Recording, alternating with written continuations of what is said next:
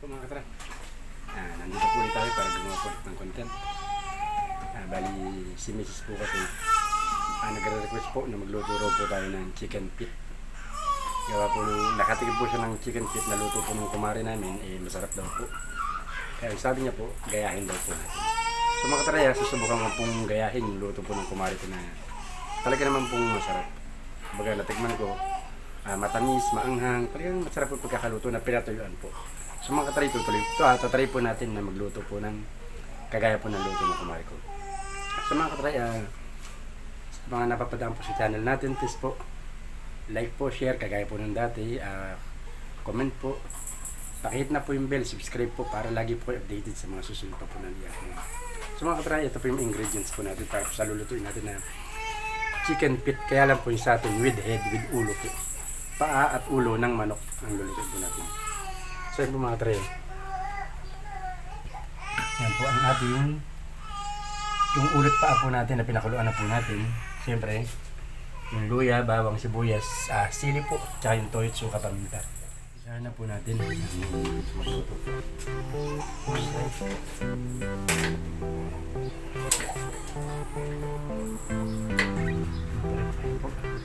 Bili po tayo ng dita.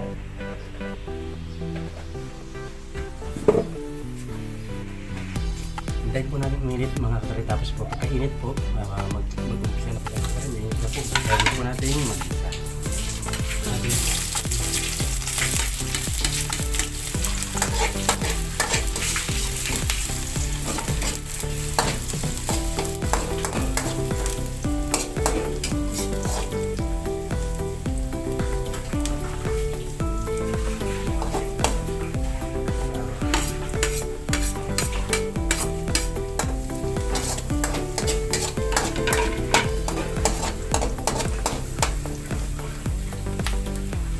Kung mapapansin niyo po mga taray, may luya po tayo.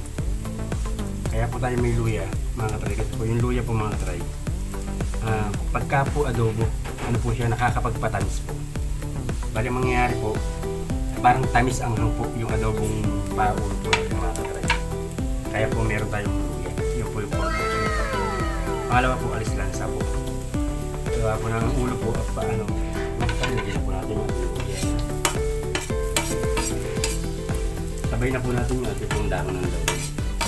Yung sa ganun po yung laurel po, kumalat po yung amoy niya, yung aroma po ng dahon ng laurel po.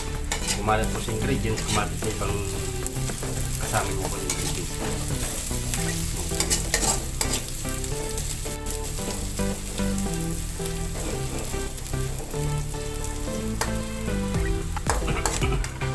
Kung makatari, lagyan na rin po natin yung ating basil. Kagaya po sa laurel po, kakapit yung aroma niya doon sa ibang ingredients. Yung sili naman po, para kumalat naman po yung angan.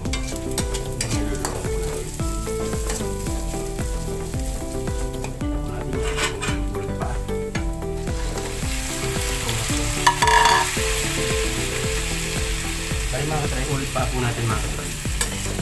Pinalambutan na po natin. Inano na po natin para po yung lansa niya po wala na.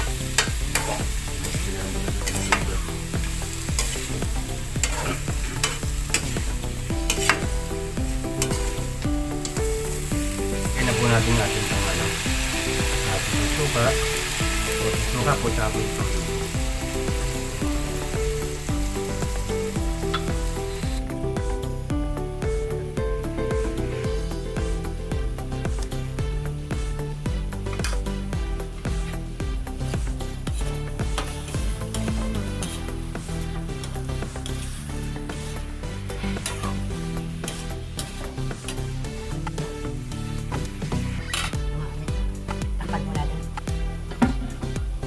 Medyo madali na po siyang lutuin, gawa po ng ulit pa po natin, napakaluan na po natin.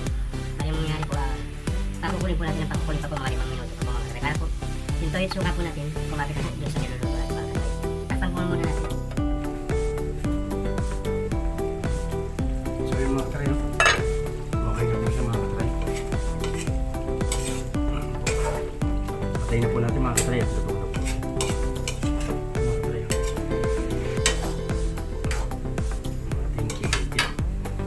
Ulo at paa po, may inadobo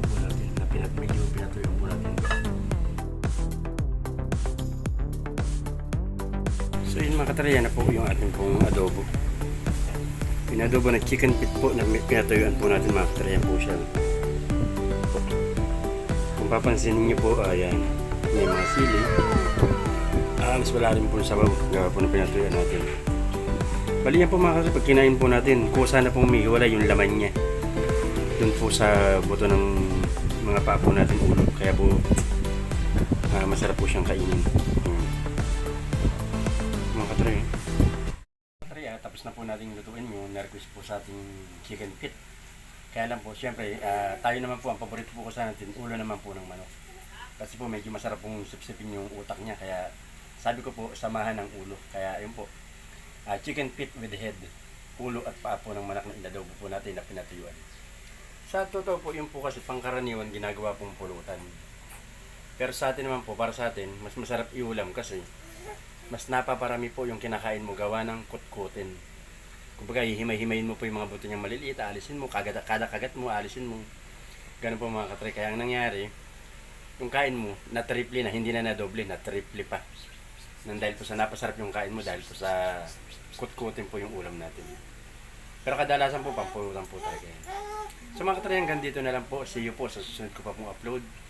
Muli po, subscribe po, pakihit po yung bell. Para po lagi po kayo updated sa mga susunod po namin i-upload mga katry. So mga katry, hanggang dito na lang po. Bye bye po.